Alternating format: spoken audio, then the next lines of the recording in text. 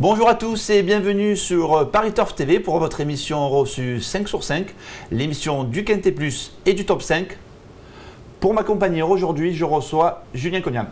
Bonjour Paul, bonjour à tous. Salut Julien, alors on a rendez-vous pour un handicap réservé des 3 ans sur l'hippodrome de Fontainebleau. On est sur la distance classique de 1600 mètres. Je trouve qu'il y a plusieurs bases solides dans cette épreuve. On annonce du terrain souple, mais si la longue ligne droite de Fontainebleau avantage un peu toutes les tactiques.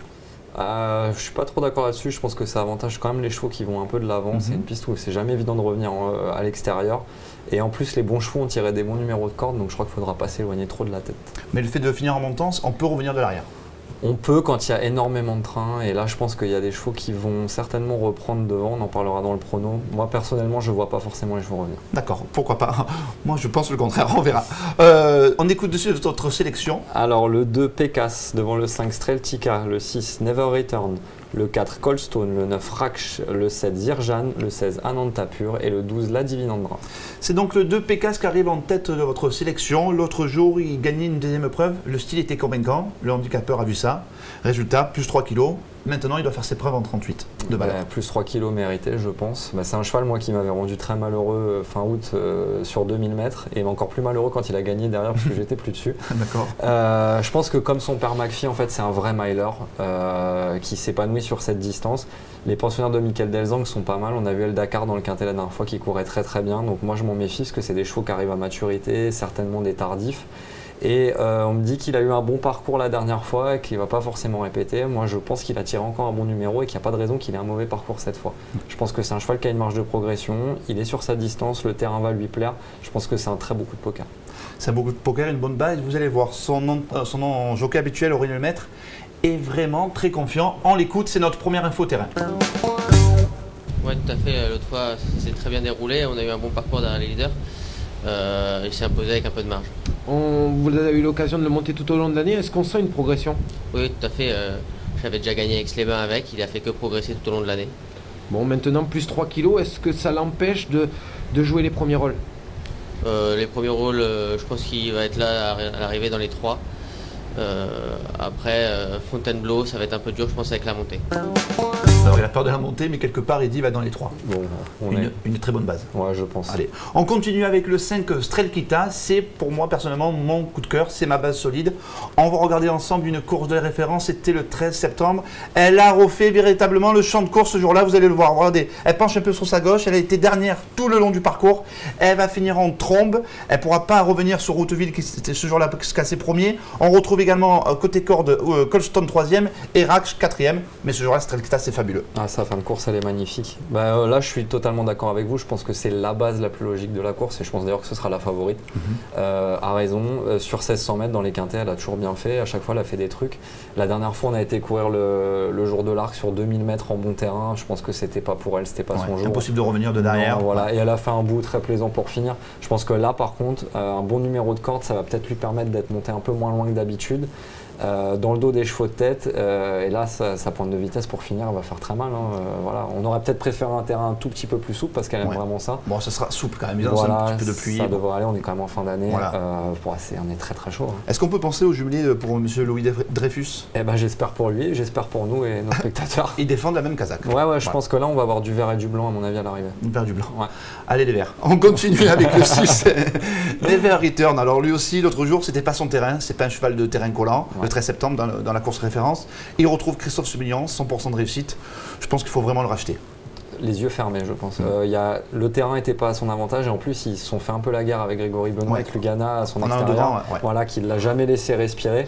Or je pense que c'est un cheval qui a besoin d'être devant, d'imposer son rythme. C'est à lui que je pensais quand je disais qu'il allait aller devant. Quand il a débuté en quintet avec les œillères à Chantilly, il s'intercalait entre Snad et Muntisa. Que depuis, qu'on fait du chemin depuis, C'est vraiment une excellente ligne. Et à Deauville, après, c'était très bien. On efface Longchamp parce que les circonstances étaient vraiment pas bonnes. Là, je pense que Christophe Soumillon va faire en sorte d'aller dans le groupe de tête, certainement devant, et essayer de mettre tout le monde au pas. Si c'est ça, il va repartir entrer de la ligne droite, il va garder quelque chose. Ouais, c'est un coup sûr dans les 3. Je suis tout à fait d'accord avec vous.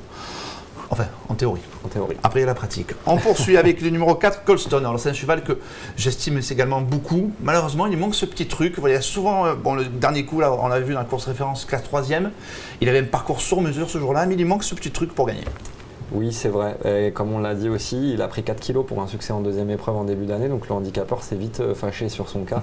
Après, il a montré qu'il avait la pointure de ce genre de course quand même. Il peut peut-être en gagner un, mais c'est vrai que c'est plutôt un placé potentiel. Après, la dernière fois, je pense que le terrain à Longchamp était certainement un peu trop souple. Moi, je le préfère sur le terrain, comme il va trouver jeudi. Il a tiré un bon numéro et c'est un cheval à grande action qui a besoin de place. Et là, moi, je pense que Fontainebleau, ça va être pile dans ses cordes. Donc lui, pour moi, il y a toutes les étoiles qui sont alignées. S'il doit en gagner un, ce sera celui-là, même si je le vois plus pour une place. Ouais, je suis d'accord. Plus pour une place dans ce quintet. En 5e position, nous avons le 9 Raksh. Alors lui, c'est un cheval qui a été façonné en province. Ouais. On l'a vu dans la course référence, 4e. 4e très convaincant. Bah, c'était très bien parce qu'il manquait d'expérience quand même, on va pas être trop sévère. Et on peut peut-être pas s'attendre à ce qu'il finisse aussi vite que Strelkita ce jour-là. Il avait fait des belles choses dans le sud-ouest. Là, moi j'ai trouvé que c'était vraiment très bien. Alors après Raksh, au poids il est bien placé. Je pense que c'est un lauréat de quintet en puissance certainement. J'ai peur qu'il se retrouve un petit peu loin et que ce soit le vrai cheval de terrain long. La corde 13 un petit peu. Voilà, la corde 13, il va falloir peut-être attendre un petit peu, venir, finir. Moi je le vois comme la note 4-5 et certainement un peu difficile mieux. Moi si je peux vous dire, je pense qu'il va gagner quintet à Saint-Cloud en fin d'année dans le Bourbier. Dans le Bourbier, un 1600 mètres dans le Bourbier, ce sera vraiment très bien. Au mois de novembre, on peut le suivre. Voilà. Là plutôt pour une place parce qu'il aura peut-être pas son terrain et sera obligé de se tenir trop loin, mais c'est un très bon cheval. Et en plus, voilà, comme on dit, la corde à l'extérieur, ça peut peut-être jouer. Il va manquer pour rejoindre les premiers. Mais par contre, contrairement à d'autres, comme vous disiez par rapport à Colson, lui, moi je trouve qu'au poids il est bien traité et qu'il y a une belle marge. Oui, je pense aussi. On parle de notre dernière info de terrain, c'est le numéro 16 à Nantes-Tapur. Je crois qu'il arrive en 7e position de votre pronostic. On va écouter Didier Prodhomme, vous allez voir, le cheval revient bien. L'autre jour c'était extra à Longchamp. C'est notre deuxième info terrain. Physiquement, il a commencé à se faire très beau, il est mieux dans ses membres. Voilà, c'est un cheval qui était toujours un petit peu régulier. Je pense que ça va faire un 4 ans intéressant. Il faut profiter peut-être de l'occasion qu'il rentre dans un quintet en 33 de valeur pour avoir une chance. Ça sous-entend qu'il peut rentrer dans la bonne combinaison. Je serais déçu de ne pas être à l'arrivée. Je serais déçu de ne pas être à l'arrivée. Ah, c'est clair. Et il est mieux dans ses membres, hein, un peu comme vous. Je suis souple, très souple en ce moment. C'est le terrain souple. Ouais, on les revoit avec plaisir. Ouais, bah en plus Alexis Badel, moi c'est quelque chose qui me fait toujours trembler. À Nantes-Tapur, moi c'est un cheval que, voilà, comme dit Olivier Prodhomme, c'est vrai, il a vraiment des atouts assez marrants. Après, c'est un cheval qui est trop inconstant pour qu'on lui fasse confiance les yeux fermés. Ouais. Voilà. Il alterne le bon et le mauvais. Hein. C'est un peu ça. On l'a attendu 2-3 fois où on pensait vraiment le voir bien courir. Pour l'instant, il a plus montré qu'il avait la pointure deuxième épreuve. Maintenant, en bas de tableau, c'est quand même assez marrant, quoi. Ouais, je ne sais pas vous, mais je suis hyper confiant pour ce quintet. Je trouve qu'on a 3-4 bases solides. Bon, je pense qu'ils sortent un petit peu du lot. On a 3-4 bases dans le quintet. Est-ce qu'on va parler bien sûr, mais bien évidemment, de votre pépite du jour? Oui, Rising Sun, qui trouve pour moi un engagement très favorable. C'est un cheval qui n'a pas démérité au niveau listed sans être un champion. Là, c'est une course à condition et il a la décharge, donc je pense qu'on essaye de lui refaire passer le poteau en tête avant de remonter de catégorie. Il est bien placé dans cette course D. Je pense. C'est un coup sûr là aussi dans les 3. Normalement. Finalement, je crois que ça va tout nous sourire jeudi. On passe à la caisse. Voilà. On joue au quintet, on joue au 5-5 et évidemment à la pépite de Monsieur Cognam. Bon jeu, à très vite sur Paris Turf TV. Merci. Au revoir.